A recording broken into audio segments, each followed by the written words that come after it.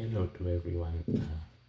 My name is Dickens Marwa ABONG'O.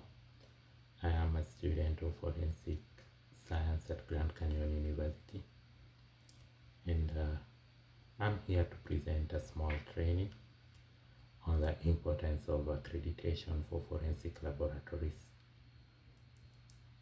This training session explains why accreditation is critical for forensic laboratories, and it covers the values of accreditation, the roles of quality assurance and quality control, the audit process, and any violations and resulting improvement within the laboratories. So we'll begin by discussing briefly about the importance of accreditation. Accreditation formally recognizes that a forensic laboratory meets international standards of quality and competence. This could be such as the ISO 17025 or ISO 17020. The accreditation assures the public, the court, and the stakeholders that laboratory results are reliable and are trustworthy. So therefore, without accreditation, the validity of forensic results may be challenged, potentially affecting the justice system. So accreditation encourages continuous improvement and accountability within any forensic laboratory. We will briefly discuss about quality assurance and quality control in forensic science. Quality assurance and quality control are very essential for reliability of forensic science results.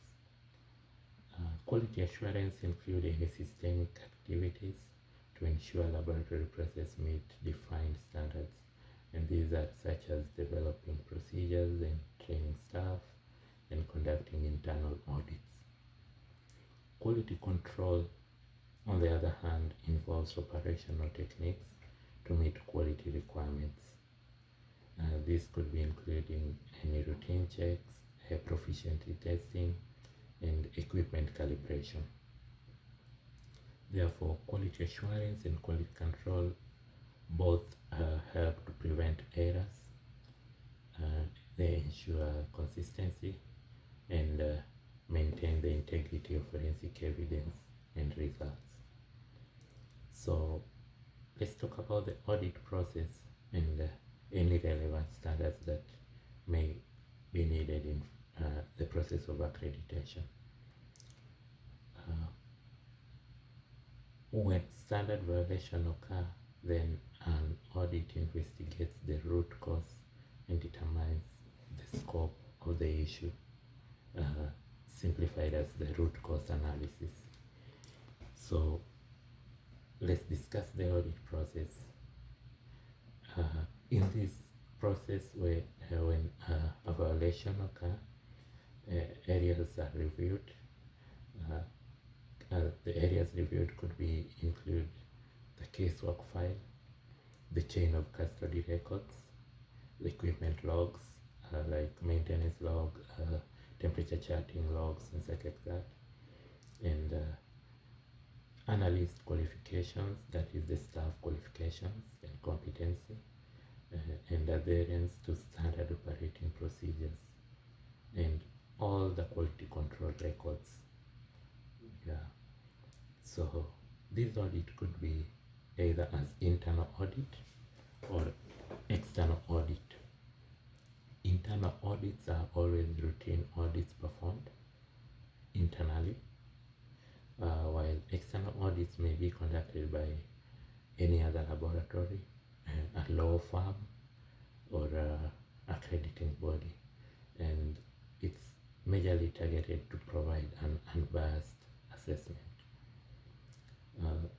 When it comes to management, then we realize that ISO 17025 and ISO 17020 define requirements for competent testing it also defines the requirements for calibration and inspection, and this could include impartiality, consistency, and continual improvement. All these audits are aimed to assess the compliance with the accreditation standards. Accreditation requires ongoing compliance. Therefore, forensic laboratories must undergo recertifications every 2 to 4 years, which involve some steps that I will mention below. A lab has to submit its documents. Then there will be an on-site assessment of the documents and the lab. Then demonstration of continued compliance with relevant standards.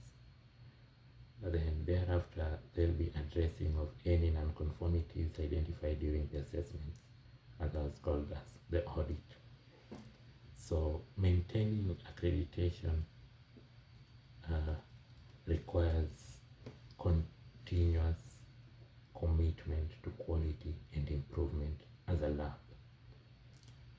So I will briefly discuss some example, or just one example of a standard violation and the outcome of the audit thereof.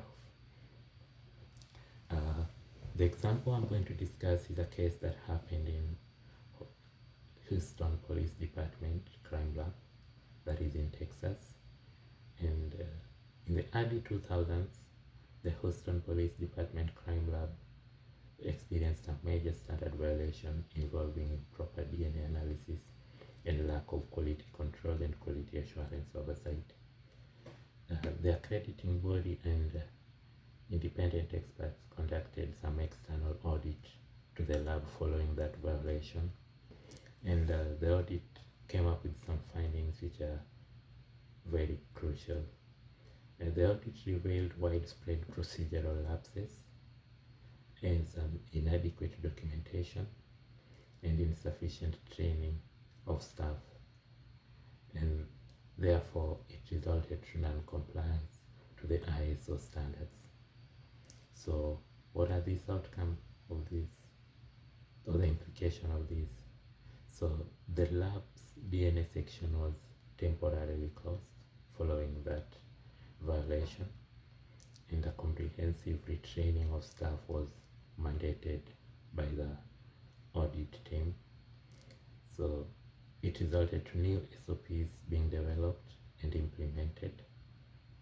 There was a robust internal audit program established to just ensure continuous compliance.